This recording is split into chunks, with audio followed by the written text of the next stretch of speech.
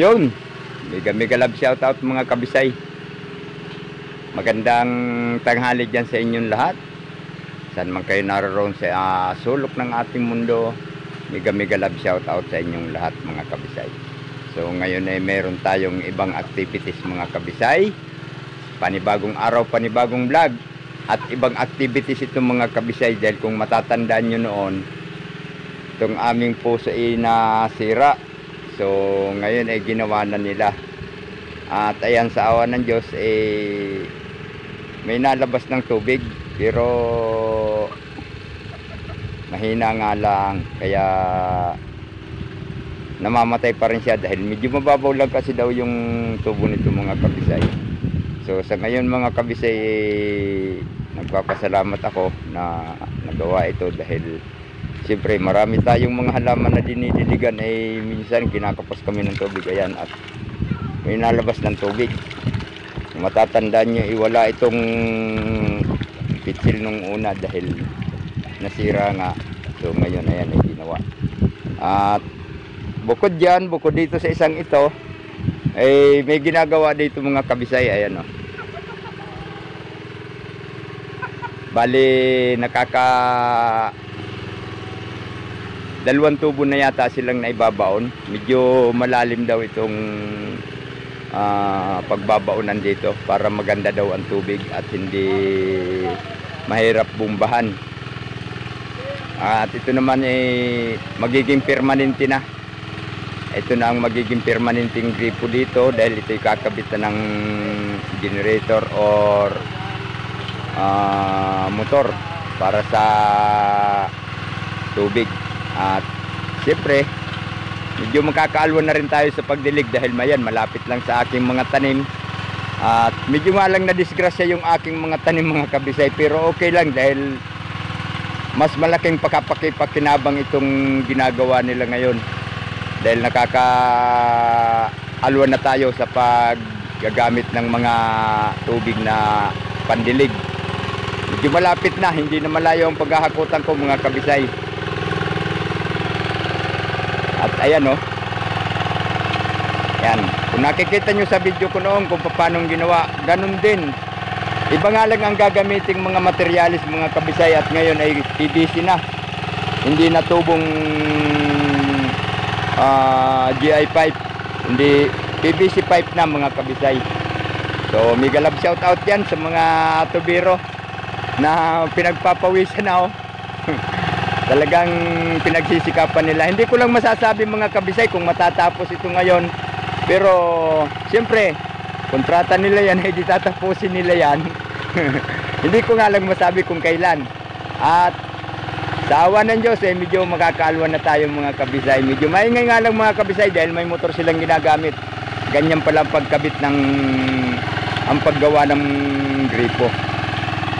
At ayan, sa awa ng Diyos mga kabisay, ang aking mga tanim ayan na. At malapit na silang palitan. Mga ilang buwan pa papalitan na yan dahil kukunin na namin yung kanilang laman. At ang sitaw ko naman dito mga kabisay, sa awa ng Diyos, ayan, ang daming bunga dito naman. So wag muna nating intindihin yan dahil ibang usapan to mga kabisay. So abang-abangan nyo na lang. At sana naman naandyan kayo hanggang matapos ang video ito. Salamat sa inyong mga nagsuporta. Abang-abang mga kabisay. Ayun mga kabisay, at malapit na silang makarating sa tamang lalim. Kung nakikita nyo yung ginagamit nilang tubo ay merong electrical tape na itim. Hanggang dyan na lang ang kanilang hukayin mga kabisay. So patapos na sila. At siguro mamaya pag nakaabot na sila dyan sa kulay itim na yan, ayan, ang bilis kunti na lang kagad. Ano na, ito ng PVC ang ibabaw nila dyan mga kabisay. So abang-abangan nyo na lang, ipapakita ko sa inyo mamaya. Babantayan ko sila mga kabisay para makita natin kung paano ibabaw itong mga PVC ito. At ayan, meron na silang dinugtong. Ayan, mahaba na yan mga kabisay pero itong 4 na pirasong itong PVC mga kabisay, andito pa yung dalawa. Lahat yan ibabaon. At ayan nawala na yung itim mga kabisay, ando na, nasa ilalim na. Oh. Abang-abang mga kabisay. Pakita ko na lang sa inyo mamaya. Pagbaon naman ng PVC glue. Ayun mga kabisay at dinudugtungan na. Ayun oh. Nakapagbaon na sila mga kabisay. Ay kausap ko kasi si boss eh. Kaya hindi ko na videohan yung pag-start nilang pagbaon. So ngayon ay ayan na. Meron na silang naibaon. Na yung karugtong. Yun na lang siguro ang makikita natin. Pero maglalagay muna sila ng ano, ng solvent sa dugtong. Patutuyuin pa yata yan bago diretsong ibaon. Patutuyuin pa ang solvent niyan, no? Bago diretsong ibabaon. So ayan mga kabisay, naibaon, naidugtong na ayan, no. O ibabaon pa yan mga kabisay at mayroon pa yatang isa. Tatlo na gayon? Pang-apat na yun. Agoy, nalit ako. Ayan, meron kasi akong ginawa mga kabisay kaya hindi ko nakita yung pag-start ng pagbaon nila. So, abangan na lang natin ang ibang mga kabanata mga kabisay. Maganda na sanang mag-video ngayon dahil wala nang ingay. Ang problema ay nalit naman tayo at mayroon tayong... Mag-deposit na, ano? Ayan o. Alright. Abang-abang mga kabisay at nakapagsalpak na sila. Bali,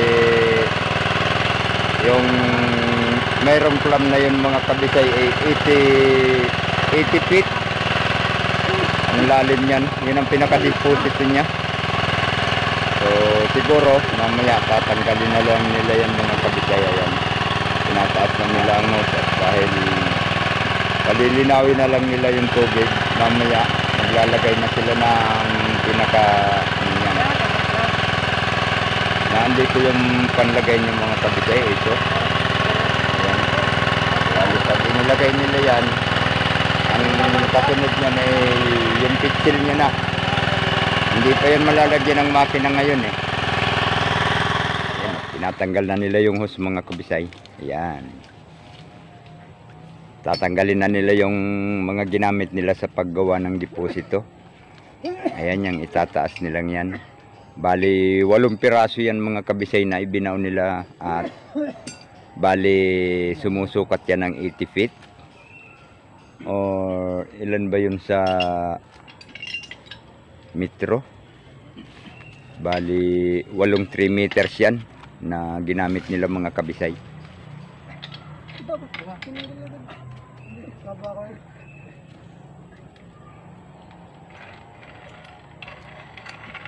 Ayan.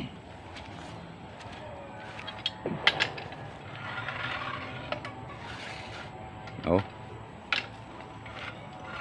8 piraso yan na inilagay nila mga kabisay. Ginamit nila pa ilalim para sa deposito ng tubig.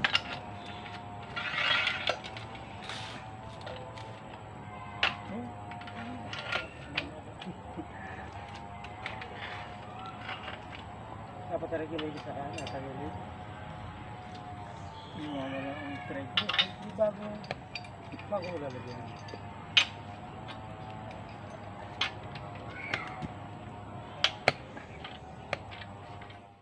Ayan mga kabisay at 4 na tubo na ang kanilang nahuhugot. Ayan, 4 na piraso na. So mayroon pa silang 4 na piraso doong natitira. Ayan, hinuhugot pa nila. Ay, madali nang hugutin kasi 4 na lang. Kayang-kaya na ng isang tao. Ayan.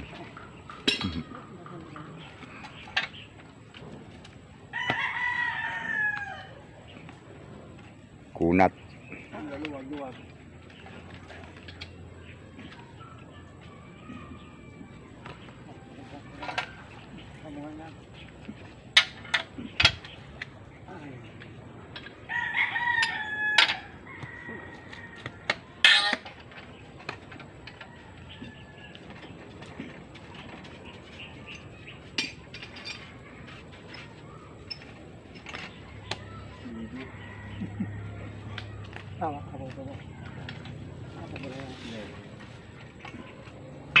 Yan, 3 na lang.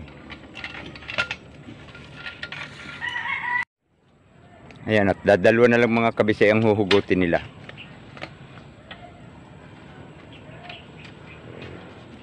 Ay, isa na lang pala dahil nahugot na yung isa eh. Tinatanggal na oh. Ayun. At huling hugot.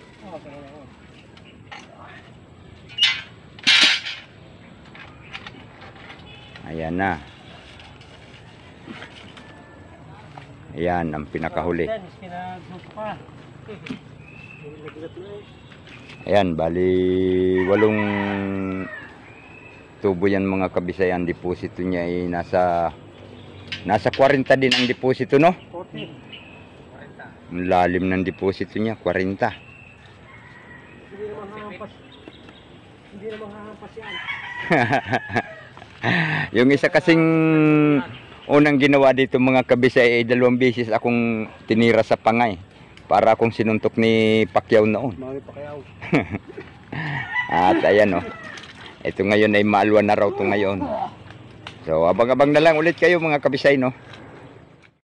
So ayun mga kabisay, at ngayon naman ay ang gagawin nila ay pahihigop yung tubig dito sa loob ng PVC para luminaw, dahil siyempre malabo pa yan ngayon dahil kahuhukay pa lang. So kinabitan nila ng makina at iyon ay dito na lang siguro pa bubuhusin. So magbabaha ngayon ang aming mga halaman. So ayan mga kabisay, ating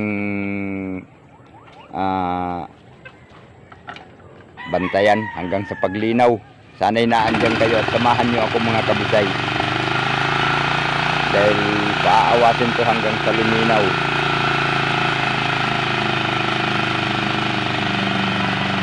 Ayan.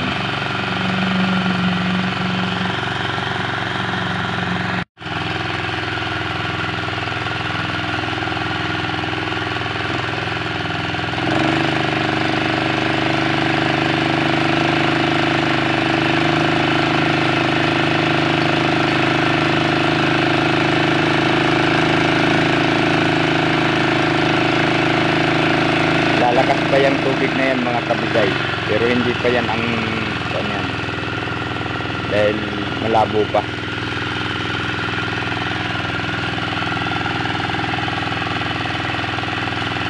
So abang-abangan nyo na lang mga kabisay, papakita ko na lang sa inyo hanggang sa luminaw.